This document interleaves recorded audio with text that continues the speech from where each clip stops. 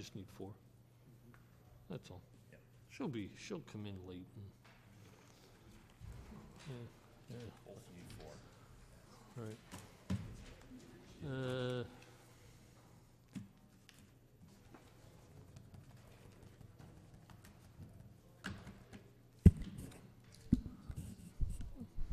Mr. Proto, you're attorney for the first petition.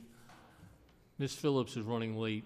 Do you want to wait for her to become the 5th, or do you want to take your shot with 4? It's up to you. I just asked you. How late is she running? She says a couple minutes. Wait for Stephanie. Not a problem. Of course, that was 15 minutes ago. Okay, we'll give her till 7:10. Okay. Everyone should have the right to participate.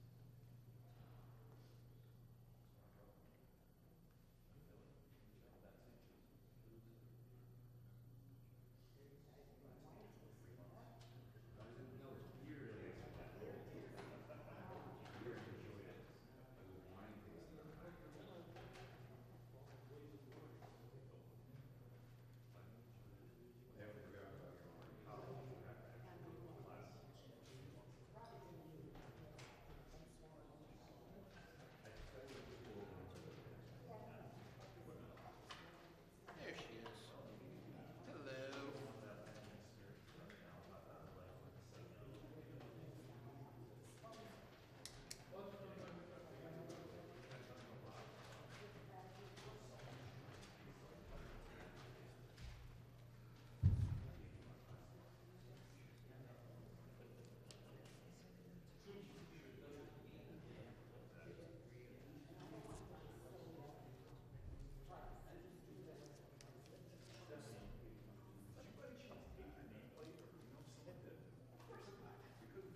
Well, I thought maybe you moved it or something, I don't know. I improvised within the last 5 minutes and got you. They're trying to target me sooner. I don't know where it is. That's okay. Couldn't find it. How are you? Okay, the Stratford Zoning Commission is now open for public hearing for those petitions advertised to be heard in this session. We have full commission board this evening, so no alternates will be needed. I wish to announce that any items on tonight's agenda take more time than anticipated. This public hearing may conclude at 11 p.m. and be continued to another date, which will be established at that time. Any items not heard by 11 p.m. tonight will be heard at the continued public hearing. For the record, petitions to be heard this evening were advertised in the Connecticut Post on October 31st and November 7th. These properties were duly posted on November 4th. And for the record, anybody with cell phones, please put them to vibrate or shut them off as to not interfere with the petitioners or speakers. Ms. Phillips, could you read petition number 1, please? Number 1 is 1400 West Broad Street. Petition of, I'm going to say Mr. Patel, because I don't want to embarrass saying your name misproperly. And seeking an approval of a liquor location to establish a liquor store in a CA zone. Mr. Proto. Good evening, Mr. Chairman, Commissioners, Mr. Cecilio, Mr. Bansky. My name is Benjamin Proto. I'm an attorney with an office in Stratford. I represent the applicant, Mr. Patel. It's much easier. The applicant is seeking approval for a package store liquor permit at 1400 West Broad Street. That is the small strip mall directly across the street from Hudson Paper, just on the other side of the railroad viaduct from the Cumberland Farms. The property is located in a CA district, and it is interesting that it's probably one of the few commercial properties that a liquor store, even though we don't necessarily consider this much anymore, would really impact certain communities, namely playgrounds, schools, churches. It does abut a residential district to the back, California Street, the apartments there. But for the most part, this is a retail location. There's been a number of different retail operations in this location. There is a pizza parlor that I believe has a beer and wine permit in the shopping center, Acropolis Pizza. The operator, Mr. Patel, is a seasoned package store operator. This is not something new to Mr. Patel. Mr. Patel has currently 3 other package stores, 2 in the city of Bridgeport and 1 in town of Fairfield.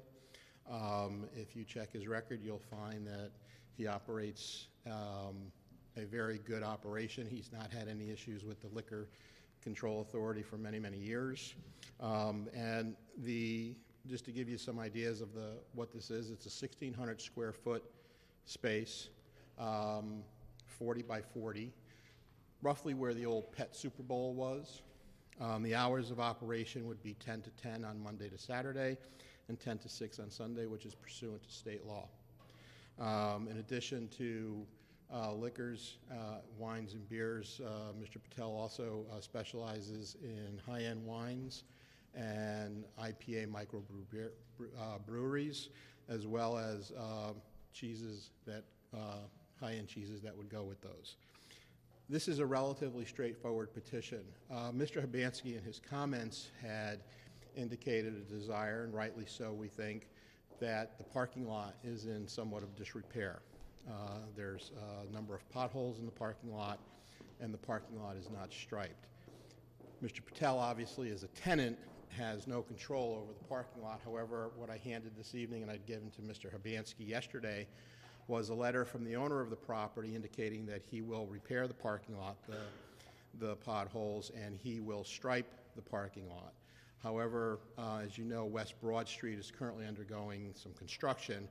Part of the parking lot will be used on and off for staging purposes by the state, and as such, he will do the striping once the West Broad Street construction is completed, but will fill the potholes that Mr. Hibansky has talked about in the very near future. I think that's tells the story of what Mr. Patel would like to do. We're happy to answer any questions. Mr. Patel is available to answer any of your questions as well. If anyone has any questions, we're happy to answer them. Okay. One thing that I heard that you were going to be dealing in cheeses. Was the health department included in your? They won't be cheeses for consumption. They would be retail sale. So you couldn't come onto the premises and eat. You would. It's packaged products. Wouldn't the health department have anything to oversee with any packaged goods, or? I'm not sure about that, but we will check, and if there is, obviously, we will comply with that. Okay. Any questions for the Ms. Phillips? I think it's a pretty straightforward application, and probably found the last spot that doesn't have a liquor store in town.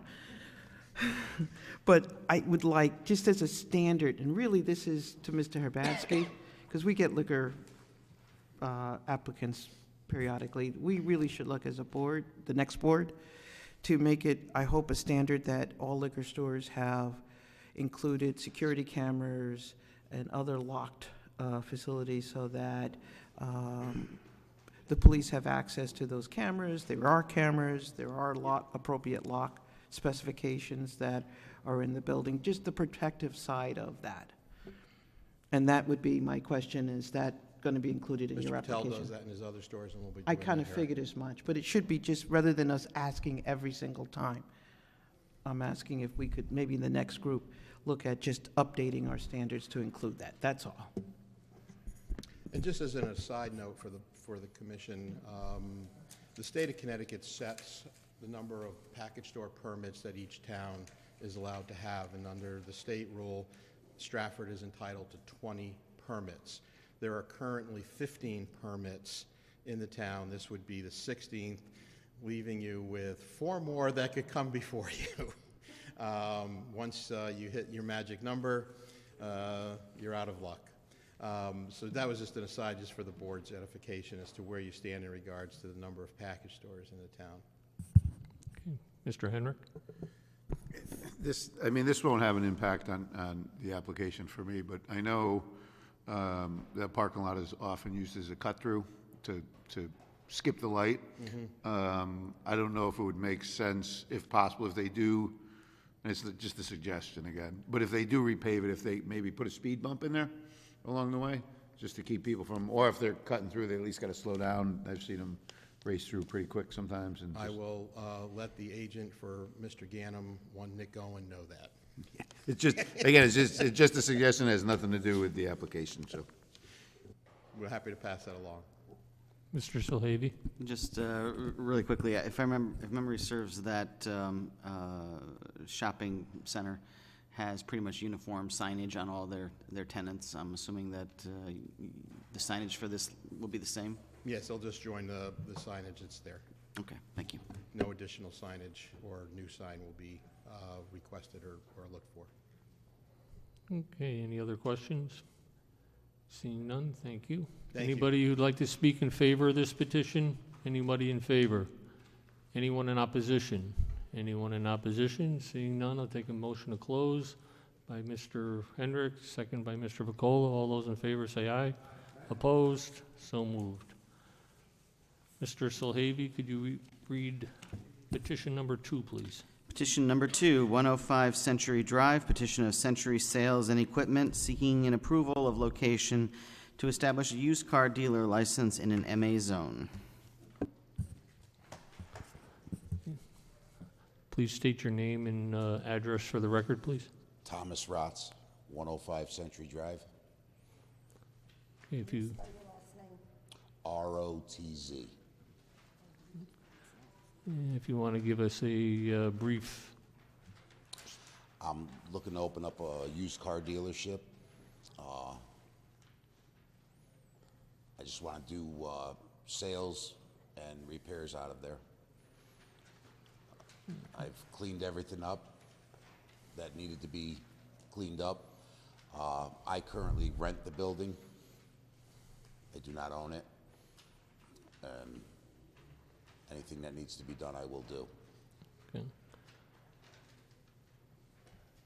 Just for the rest of the members, to let you know, during my daytime position, I did go out 10 days ago and speak to Tom, and the place was kind of exactly how Mr. Hibansky had stated in his letter to everybody.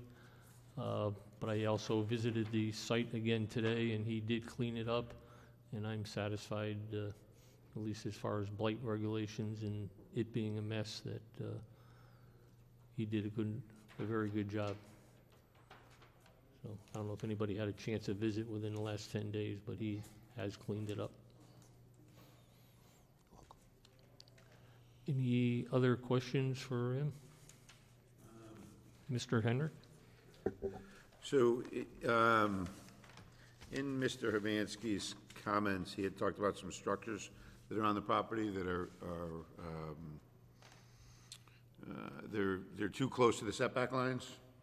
There is a shipping container that is right in the driveway, coming into the driveway. That will be leaving in the next few weeks. The tenant next door is moving out.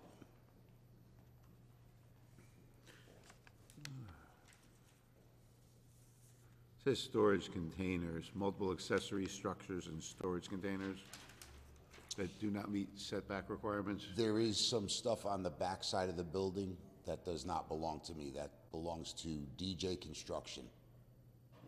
But it's on your property that you're looking to. Like I said, I rent. I do not own the property. So the back side of the property, I do not use.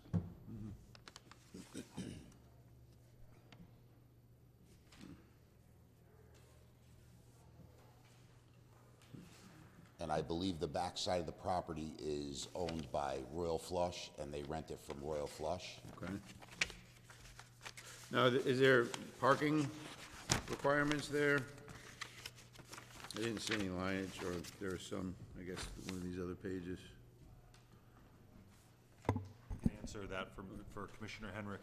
We just recently adopted the parking reg calculation for these types of uses. Currently, we don't have one, and it hasn't taken effect yet. Okay. So there's no requirement for a number of parking spaces. You had talked about in your comments about the lines being inaccurately, is this acceptable to you, or? No. I mean, if you look at the plan, and what I was referencing was this, I think everybody will probably have that. Yep. I mean, we have the stalls that are drawn on here. However, they're not drawn to scale, at least multiple ones are not drawn to scale, and that's part of the requirement for the plans. You know, I think that if the commission was inclined to approve this application, they could request the applicant to revise a site plan showing parking stalls to be striped and drawn to scale. Okay.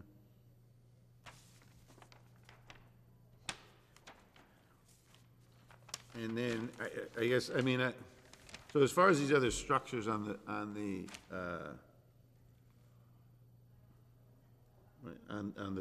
property, you know, the applicant says he rents, do we have the authority to say, hey, get the owner to clean them up before we approve it? Absolutely. I think, you know, if the property owner wants, I don't know if I should be asking you now or later, or, you know. I don't mind asking. okay. I don't mind you asking now, and the town attorney's more than welcome to chime in as well. But I think that if you're going to consider approving an application, I think your jobs are really, as well as mine, is to consider the entire site and how it's all going to function, as well as any non-compliant structures that are there that are movable. You know, it doesn't look like the applicant from the parking plan is going to be planned on using the far rear, which they said was, I think, used by the abutting property. Yes. But we do have some structures that are here also along the side. We've got a storage container that's on this side. We've got a dumpster in the middle of the driveway that was shown. And then we have this one over that I believe is the abutting property owners to the north. I took the dumpster, I had them move the dumpster, and the storage container you're speaking of is the one that will be leaving. So I think the commission could say that, you know, all accessory structures would need to be, you know, legalized or brought into compliance, and then that would really be an enforcement issue on our end. I would have the zoning enforcement officer go out and deal with the property owner. Is there a dumpster location as well? I mean, I know you have some dumpsters drawn on the plans. Does that need to be delineated in the plan as to where the dumpster location should be? Well, I think that's something the commission may want to ask the applicant is, we've got 2 dumpsters that are being called out on the plan. One is in the front of the building. I mean, I think that this is probably an older plan that's been kind of retread. Yeah, the dumpster that was in the driveway is gone, and there is one small, I don't know what you would call it, like a small dumpster just to throw regular garbage in, and it's picked up weekly. But there is no more dumpsters. So just for Commissioner Henrik's information, my thought was, I mean, it's okay to have a dumpster there. One, I wouldn't want to see it in the front, as yet it shows on the plan here, and 2, nothing in the driving aisle. You know, it should be tucked back. And the other, so you've got the X there. That's the part of the building that you'll be. Yes. And what's Those on are the other side? There is factory bedding. They store furniture in there, but they will be moving out. So you don't know what's going to be. I don't know. Okay. Right. Ms. Phillips? I remember, and I don't, Royal Flush owns part of that property. Which part of that property? Because there was an issue with that application in the Planning Commission. Do you remember? Can you bring us up to date? Up to date with what? Which part, where's Royal Flush, and has that issue been resolved with Royal Flush, and does it affect this application in any way? Well, I think the applicant said that they still have some stuff that's kind of straddling the property line. So it's the property to the north, so. That's if what you I look- thought. So if you look at the plan, I believe it's the north, let me just double check. Because I think they were supposed to remove some of the stuff west. The reason I'm asking is some of those storage containers, I thought were part of the Royal Flush, and they were supposed to remove it as part of compliance. And I don't know the details of that application, but there was quite a bit of an issue with enforcement. So that's what I'm asking, is it the applicant or Royal Flush? That's kind of where I'm going. Well, what I would say is that it's on the property that the applicant is applying for, so it's their problem to address regardless or the property owners, I should really say. Although it may impact the applicant here. So I don't know whose trailer that is, to be honest. I mean, it sounds like it's Royal Flush's, and just based on what we've heard at another hearing, their stuff is kind of all over the place, so I wouldn't be surprised if some of that stuff is theirs. So part of maybe what we could look at, in addition to the applicant, because that would come from both ends, is to relook at, from an enforcement side, on the Royal Flush, and if they're following the stipulations that came out of that application through the Planning Commission.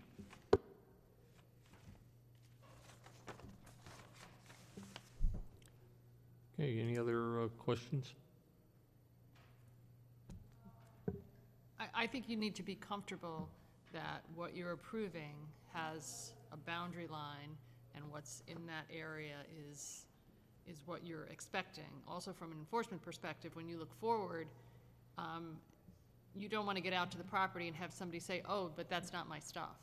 So you need to know what's going on with regard to this application, and if you have another application that has an enforcement issue, you need to deal with that, but now's the time to do it. You know, to get a map that shows exactly what they're going to do and what's going to be there, and that's compliant with the regulation.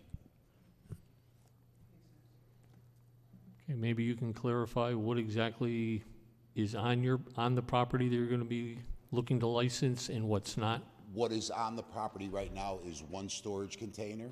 that will be leaving within 2 weeks, couple weeks? They say a few weeks, yes. Okay.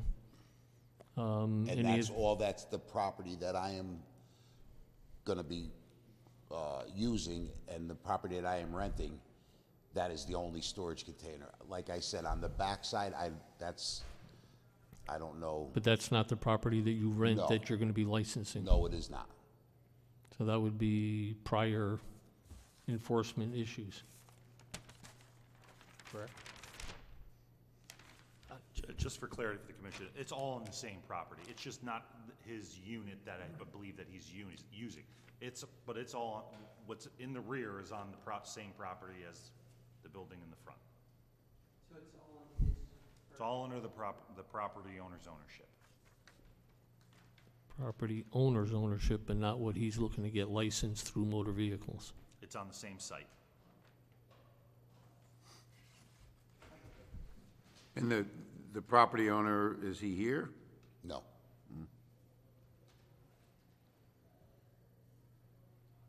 You're sort of caught between a rock and a hard place.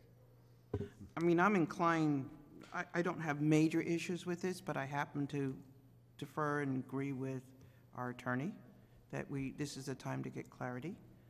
And the property owner needs to comply. And if he wants to be able to lease the property, and we would like to see you have the property, or at least I would, I suppose. Okay. I'd like to see it cleaned up. I happen to live down that way. Yeah. I don't have a major objection. This is pretty much the use of that area, so it's not like it's out of the norm. Right. The only other question I asked is that it didn't clarify how many spaces, but I did agree with Mr. Urbanski that when you stripe it, we'll find out how many, do you know how many spaces you're gonna need? I was thinking 15. 15? Cars, not cars that are being worked on, just cars that are parked, or, Yes. okay, so they're not gonna be in shambles and stuff like that? No. Yeah. These are cars that are gonna be sold. I'm going to defer to the attorney, Mr. Hibansky. I tend to lean to want to say yes, but I want it cleaned up. I'd like to see it striped. I'd like to see it done right so that you don't have any issues down the road. No problem. I want to comply with Yeah, what needs to be done. And I think the property owner needs to get involved. Okay, They'll figure it out.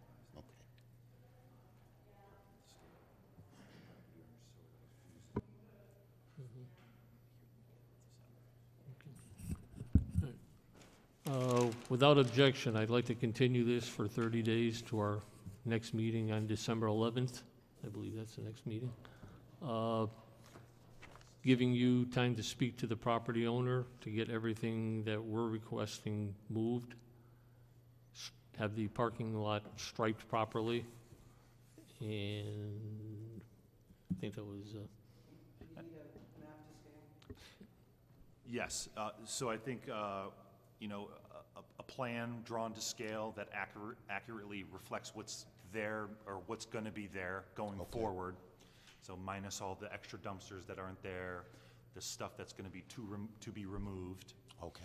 And then, you know, I think you would also be able to use those 30 days to talk to the property owner to say, hey, I came to the meeting, there were issues with this stuff, with some of the containers and structures around the property. We need to find out whose they are, and we need to get them out off, because it's gonna impact So you. can I, so it's just basically the storage containers that need to be moved?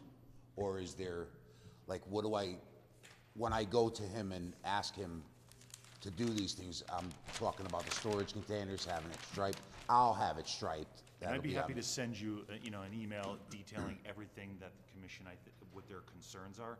But you've submitted a map here that isn't reflective of what the site, I think, is gonna look like. So I think what the commission really wants to see is a map as how the property is gonna be used in the future, not a reuse of an older map with some hand. Okay, I'm sorry, that was my mistake then. I didn't know that it, you know, if that's what I knew you needed, I would have brought it. Right, well, we try to be flexible with folks No. until, you know, we say, you know, as long as the map is 10 to 12 years old and it's somewhat reflective of what's there or what you're gonna do, we have no interest in making you spend $5,000 on a brand-new survey. Nah, no So we problem. wanna be flexible, but once we take your plan in and we look at it, and then I go out to the site and I say, whoa. That's when, you know, I write my comments, so it's hard for you to know and us to know. Right. When we're just looking at the paper, so. No, I understand. I think it's maybe a bit of us being flexible and. Yeah, no problem. Flexibility going sideways a little bit. No, I understand. Dumpster location would be helpful as well. You know, a pad for a dumpster location.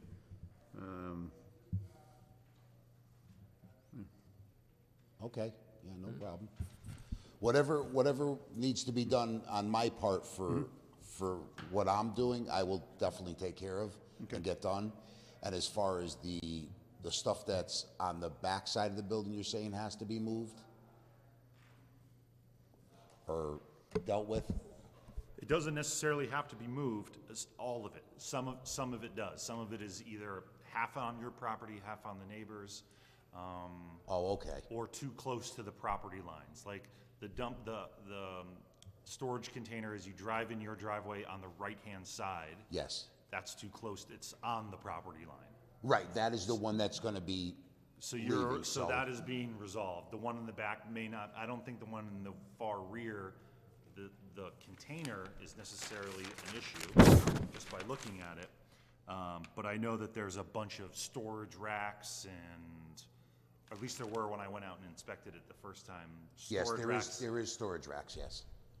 And so those are some of the things that and once, I think what might be best is if I or the zoning enforcement officer come out and maybe meet with you Okay, on site, we can go over everything, and then that way you're very clear as to what is gonna be expected when you come back. excellent. That would be perfect. That would be perfect, because this way I could address everything and get it done.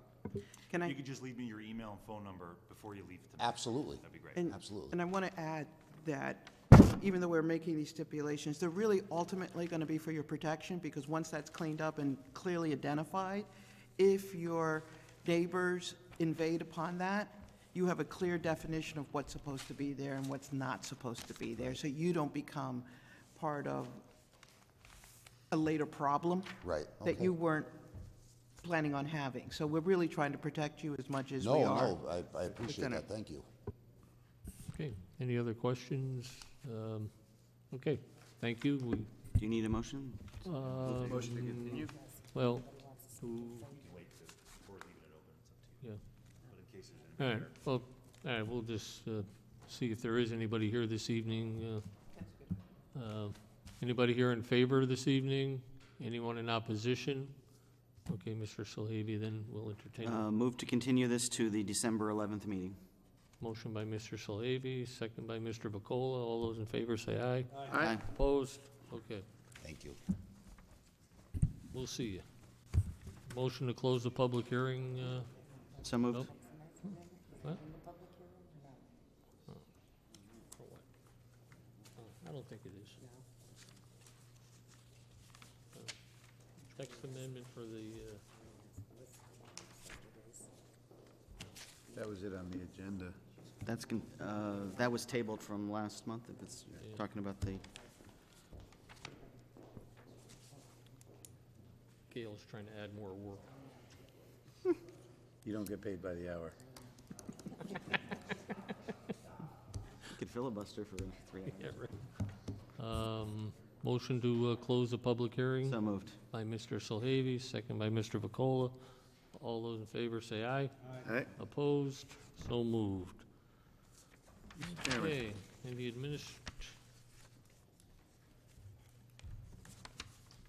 anybody care to, Chairman, Mr. Henrik? motion to take 1400 West Broad Street off the table. Motion by Mr. Henrik to take 1400 West Broad off the table, second by Mr. Vacola. All those in favor say aye.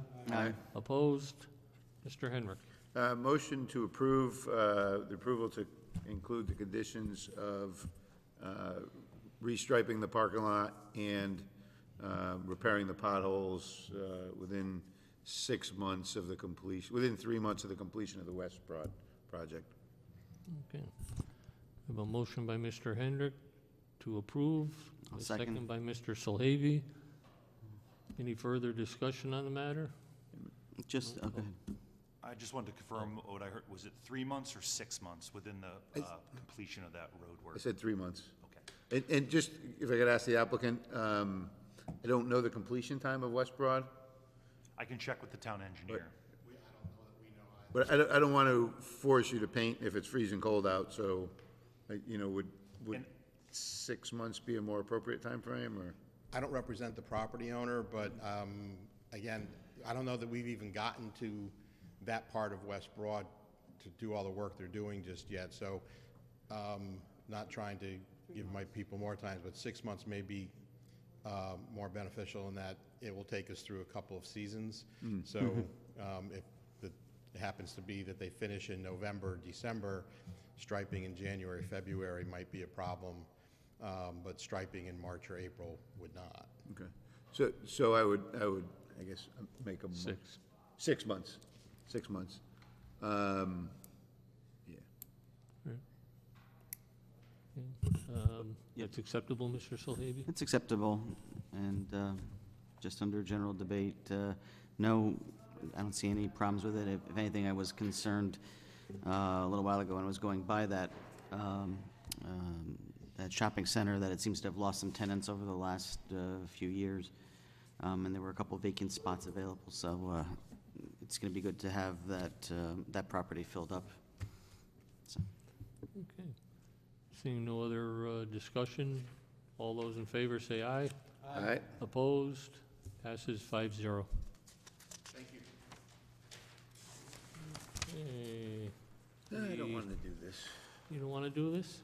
Well, let's not, then we don't have to do it.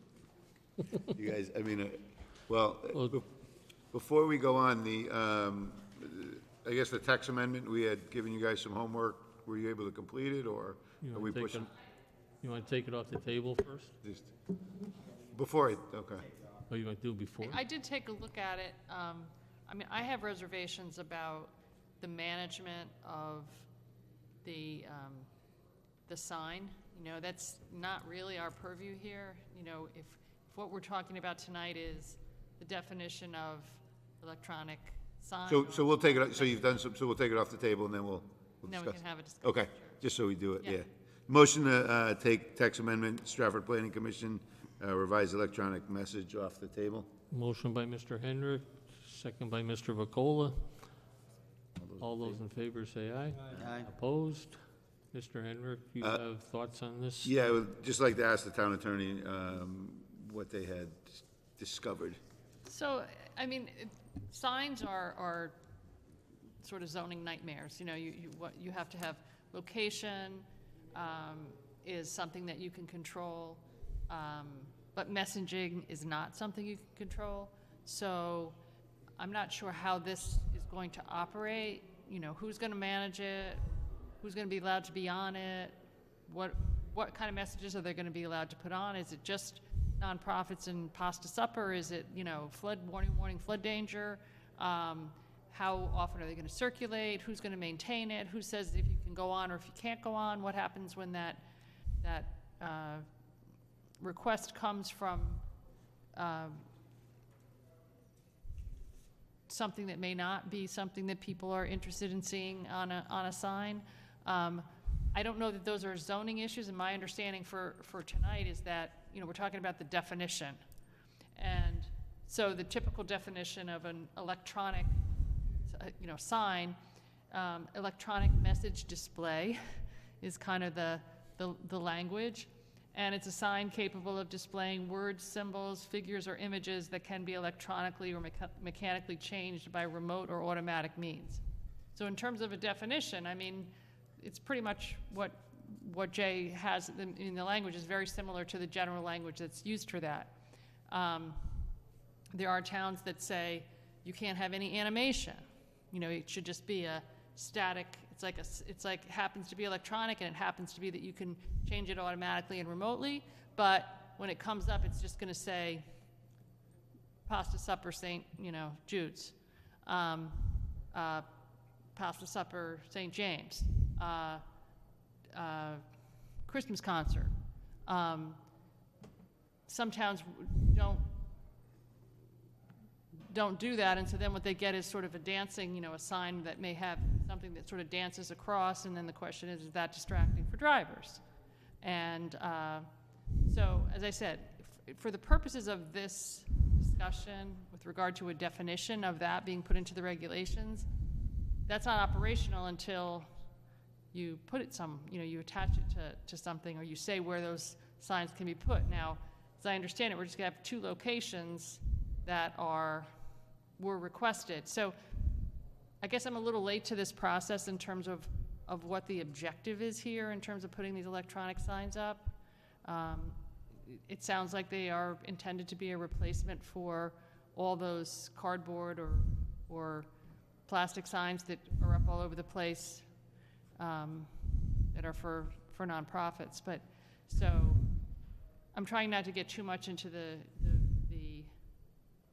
decision about whether to do it, and giving you advice about if you're going to do it, what the language should be like.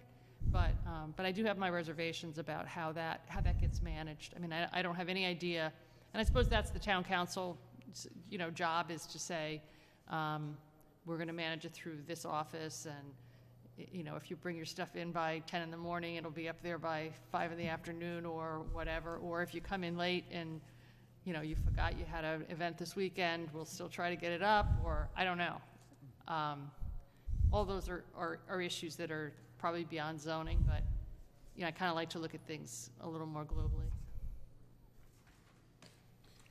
So one of the other questions we had asked too, I guess, what was the proper procedure or methodology? What is it that we adopt, and how do we get it to where it needs to be if it is something that we adopt?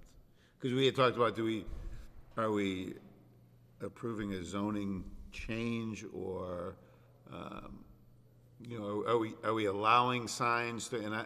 And I wouldn't, be in favor, I had said I wouldn't be allowed, in favor of it, if it was an overly bright sign, they had some requirements as to the brightness and some other things, but if we're approving just an electronic sign location, or the ability to put an electric sign at these two locations without some criteria as to what they are, but are we allowed to attach that criteria as a zoning commissioner? Is that something that comes through an ordinance, and do we just approve the ability to locate it and then send it to the council and let them?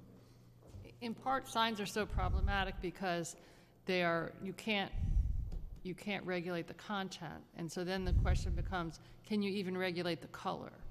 So if somebody has permission to put up a huge sign, can you stop them from making it flashing? Or can you stop them from making it neon orange or neon green, or do something that, from a sign perspective, you know, people want you to see the sign. But from a safety perspective or from an aesthetic perspective, you may not like that, but once you approve the right to put a sign there, you can't really have control over a lot of those other things. Unless unless you purchased it with specific light bulbs, it didn't allow it, if that was, but can we as a zoning commission regulate that? Or is it kind of like we're only allowed to approve whether or not a sign will go there, and then we're done? Is that the limit of our authority? I think so. I mean, I don't think you have the right to say, you certainly don't have the right on content. Okay. No, definitely not on content. And so then, I mean, I suppose, I don't even think as a zoning board you have the right to say, you know, you must use X bulbs, or that's a interesting question. I mean, white papers have been written on the subject of electronic signs, and you know what the pros and cons and the. When it comes to the actual sign in itself, or what the sign is housed in, we would have.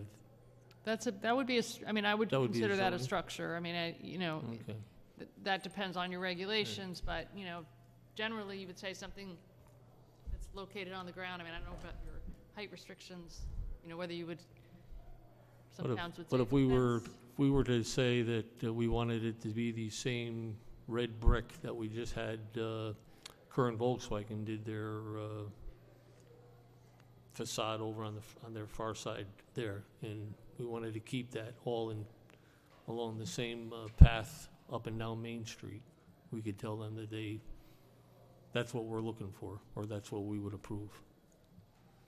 And then whatever they did with the signage inside would be council. So so when you're talking about the Volkswagen sign, was that part of a commercial site plan? Well, it wasn't a sign, it was actually just a Stone wall. wall, That did retaining stone. wall. A retaining wall? Yeah.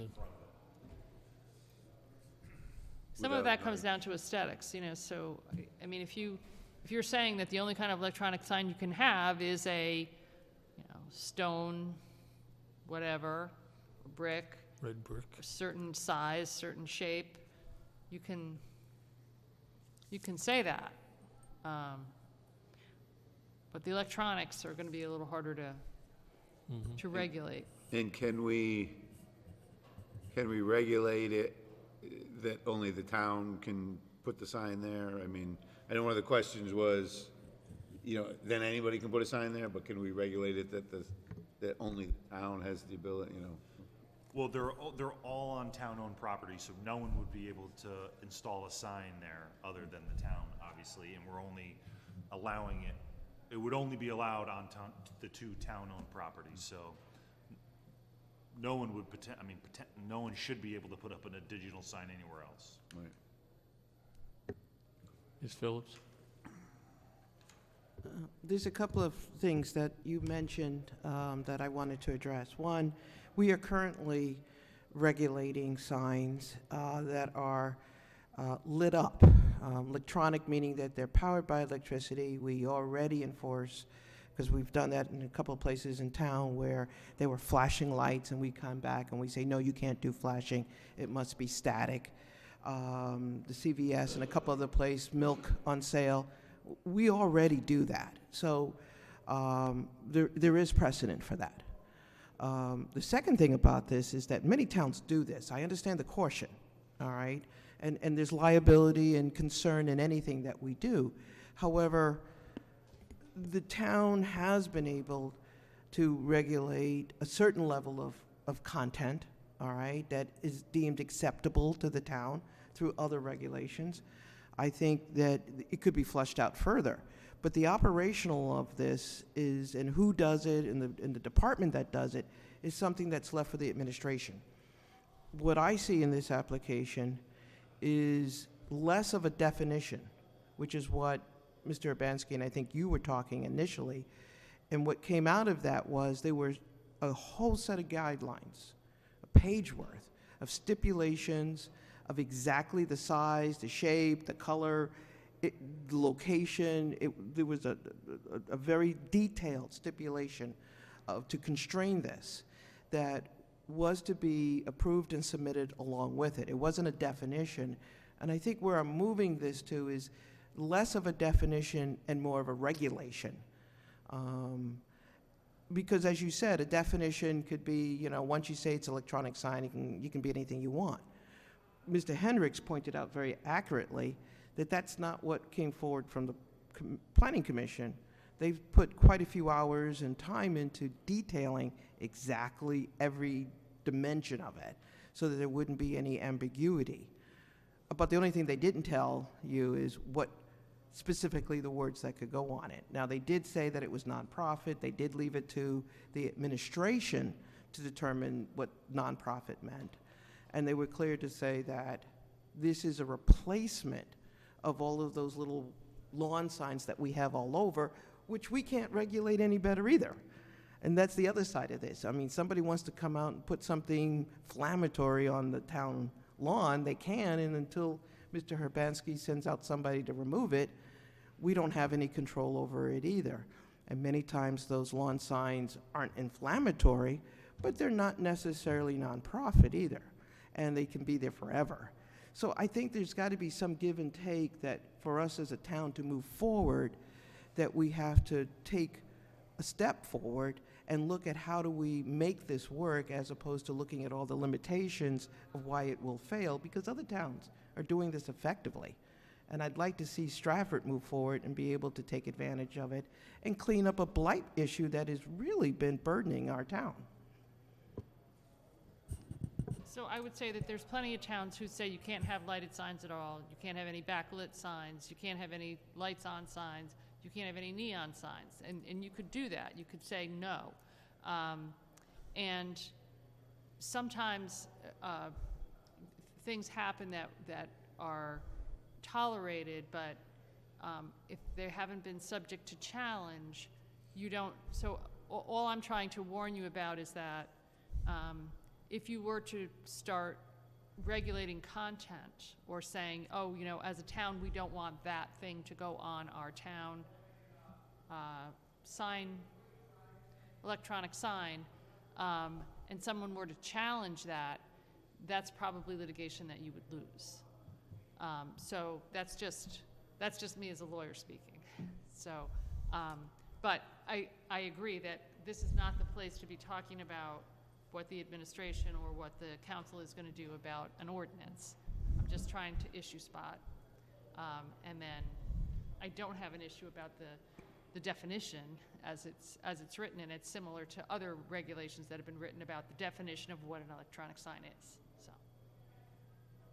Mr. Solhavy. Thank you, Mr. Chairman. Through you to the town attorney, to continue on Mr. Henrich's question,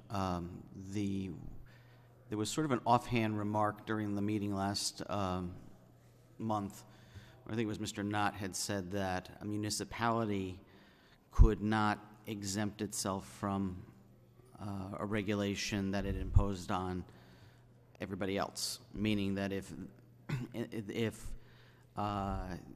we don't allow electronic signs for businesses, personal use, whatever, that we would not be able to say, no, you can't do it, but we can do it on our property because we're the town. Is that a legal concern, or is that? He went back and forth, but considering it was kind of on, kind of off the record. It's a curiosity of mine that I'll continue to bring, that I would just like to bring forth. So in the state of Connecticut, a municipality can actually exempt itself from zoning regulations if it chooses to. There's only like 3 towns that do that, but you can do that. I think the way that I saw this as being restricted to the town only is that if you say that the only place it can be placed is on municipal property and then limited to 2 locations, then I think you can say, it's sort of like saying, a school, is on, on municipal property is a different kind of school than a school that is perhaps a private school and would be more subject to, or would be subject to different regulations. So I think you can, by limiting the location of the signs to municipal property, especially when it's just 2 specific locations, maybe it's a backdoor to saying that the municipality can do something that it's not allowing others to do. I can see people, sort of griping about it and saying, well, if a sign of this type is okay on municipal property for municipal use, why isn't it okay for commercial purpose? I'm selling rugs or I'm doing whatever. I'm just trying to get people's attention.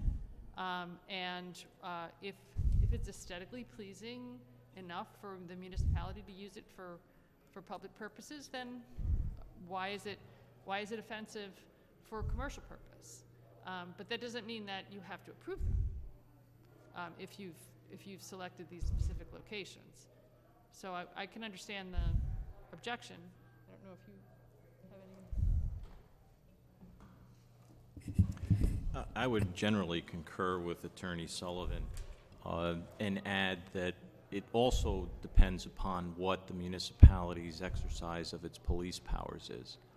For instance, you may determine, or let me back up, speech can be regulated by any governmental body with regards to time, place, and manner, but it has to be done in a manner that is an exercise of a beneficial or a bona fide governmental interest. So, for instance, you could have a ban on electronic signs by the roadside that normally could be commercial speech, like a for sale sign for a home, because it's going to distract motorists, but yet tucked away at Paradise Green, not on the roadside, might be an appropriate use and exercise of the police power for vehicular traffic safety. So that's one way to regulate it on everyone else, but not on yourself, because you're going to say it's going to be pushed back in a manner that would be okay for the town, but not for a commercial interest. Okay, thank you for that. If we are indeed just, I don't even know where procedurally we end up anymore on this one, but if we are indeed sending it to the council to say, you have to come figure out how to do this, that's probably good. I think they are going to, like anything else, and I know many towns do this, but this is going to be all well and good until somebody has a problem with it. And then it becomes a problem. And even the example that the town attorney gave us, Christmas concert. We all know that lots of people are afraid to use that word because somebody might be offended. And are we going to go to that standard? I don't know. If we are going to have let's talk both sides. Let's say we're going to have a Donald Trump for President rally organized by Stratford Republicans. If we're going to have a Bernie Sanders for President rally organized by Stratford Democrats. Somebody's not going to be happy about that's on a town maintained sign, and the difference between putting up a sandwich board on the town green and using an electronic one is that this is now using a taxpayer-funded resource, namely electricity and electronic equipment to do it. So I think the council is going to have a very difficult time figuring out how to regulate this and make this work. It may be great. It may work out nicely. I know we've seen the old Saybrook one. I just think that they're going to be opening up a box that they may not want to open up down the road.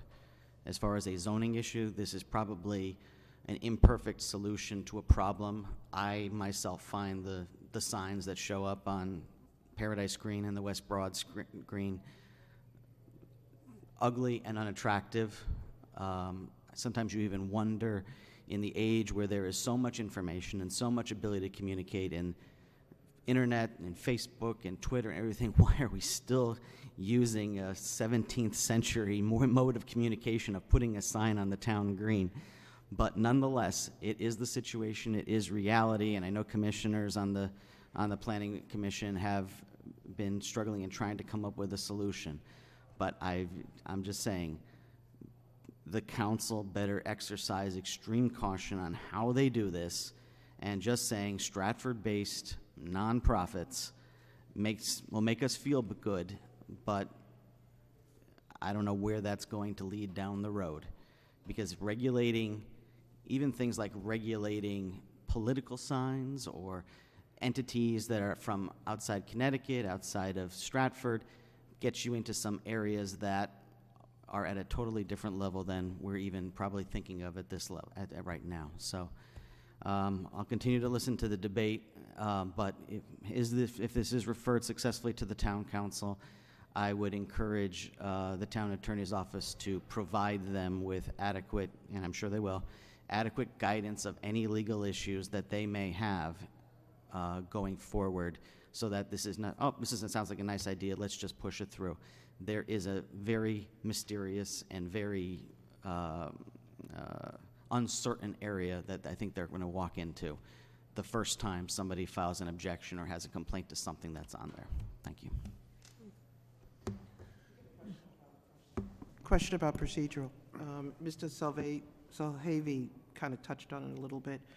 It was in my thought process, and I'm looking for some guidance, that if we vote to pass this, it becomes part of our zoning regulations, which is an opportunity. We're not saying that they're going to do it or not do it. It becomes an opportunity. It then is up to the council or some body. It doesn't, to look at it and say, all right, we have this opportunity. We could choose to use it or choose not to use it, and decide where to go forward with that. But without our approval, they don't have that opportunity to even look at it. Now, I am all for a group of people, a task force, sitting down and say, here's how we want to structure it. There are many things in this town that we don't know the full impact of until someone challenges it. And there's always somebody who challenges something, no matter how good it is. It's really up to, that's why we have elected leaders, to sit down and figure out how we, the way the pluses and the minuses, the 80 versus the 20, and how that can be structured with the guidance of the legal office. But I'd like to think of it as we're providing an opportunity. We're not taking away anything from the town.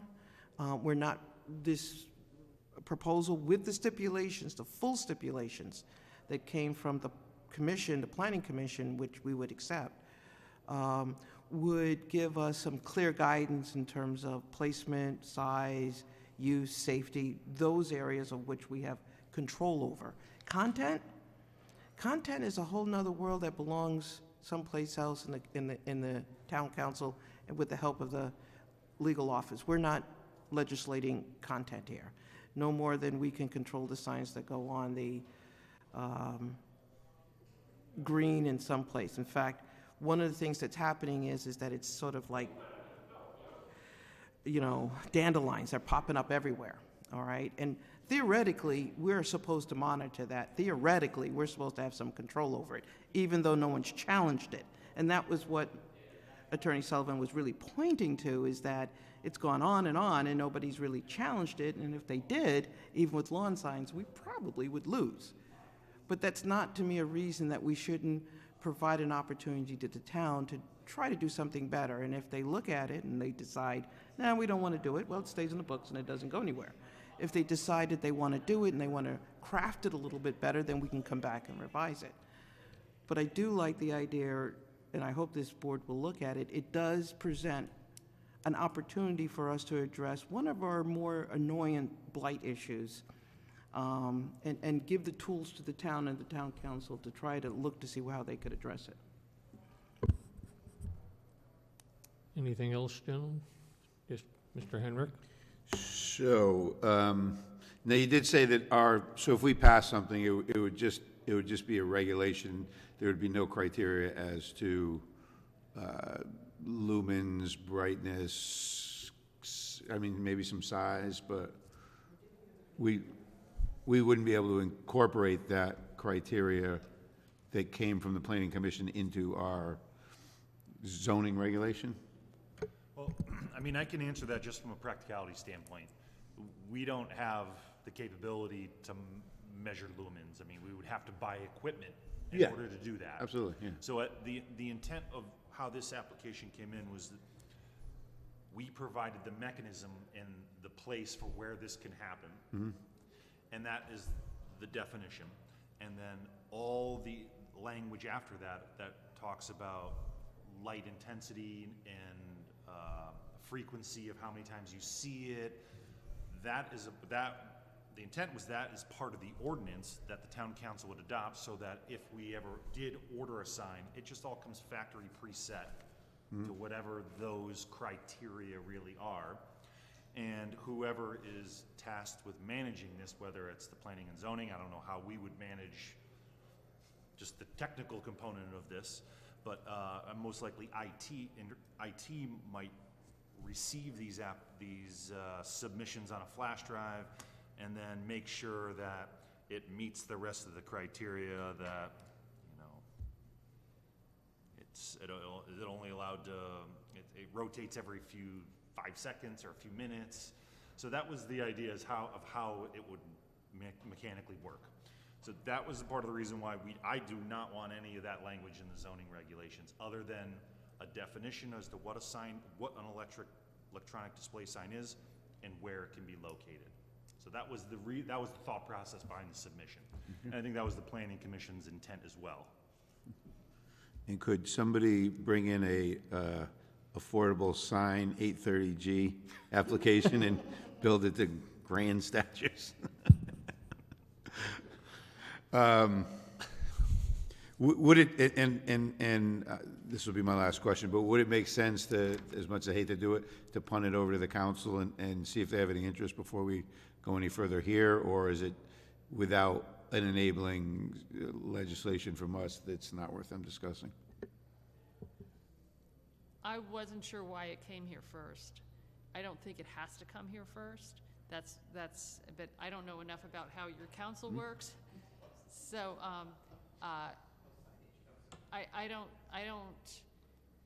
it's sort of, you know, you need all these things to happen, but in order, I would have thought it would have gone to the council first as to whether they thought it was a good idea. Now, maybe they thought, oh, hey, it's not gonna be a non-starter if zoning won't let us put up the sign, or maybe that restriction, maybe they'll build that restriction would already now currently be in the regulations to allow them to you know, pinpoint where it was gonna, you know, eliminate all those other, oh, hey, where are all these signs gonna be and how many places are they gonna, because obviously in the future, a future commission could say, oh, well, you can put them somewhere else. You know, they could just amend the regulation to allow signs for commercial purposes on, you know, every street corner. Right. I think part of the reason why it originated in the Planning Commission as something of a goal that they want, like we all have goals. We had a parking goal, we did medical marijuana. That was their goal, to try to address an issue. And within the confines of their authority, they put together a plan. It came to the Zoning Commission, as I understand it, because we have regulation over signage, just in general. Now, this wasn't a political decision, it was more of a structural decision of the specs that Mr. Herbansky was talking about, and all those checks and balances, those are all within the spec of that particular device. All these devices come with their specifications, they're pretty uniform. I do this with other locations. So those specifications, once you purchase a device, all those specifications are included in it. You simply pick the device that fits those specifications.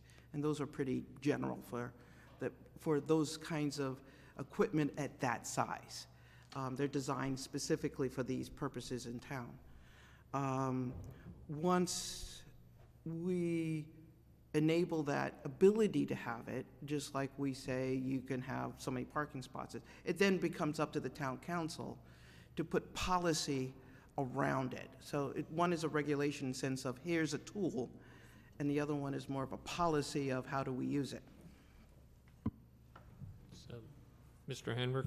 Yeah, so I've still got some concerns about it, and I'd like to maybe take a little more time to think it through and maybe discuss it with the town attorney, so I'm gonna make a motion to table it, for, Okay, we have a motion to consideration. table by Mr. Hendricks, second by Mr. Solhavy. All those in favor say aye. Opposed? Thank you very much. Approval of the minutes from our October 23rd meeting by Mr. Solhavy, Motion to approve the minutes? second by Mr. Vacola. All those in favor say aye. Aye. Okay. Campsite plan review, nothing. Zoning enforcement. Accessory apartment, sediment erosion, nothing on the liquor store. Planning projects, other items, goal settings. one other item, Mr. Chairman? Mr. Henrik? Just, the tower, the cupola, is that still moving along? The last email that I sent, I made sure that yourself and the chairman were CC'd on. I have not heard back yet. Okay. So, you know, I know the CAO has been traveling a little bit for work, and I know that I have been as well, so we've been kind of in and out.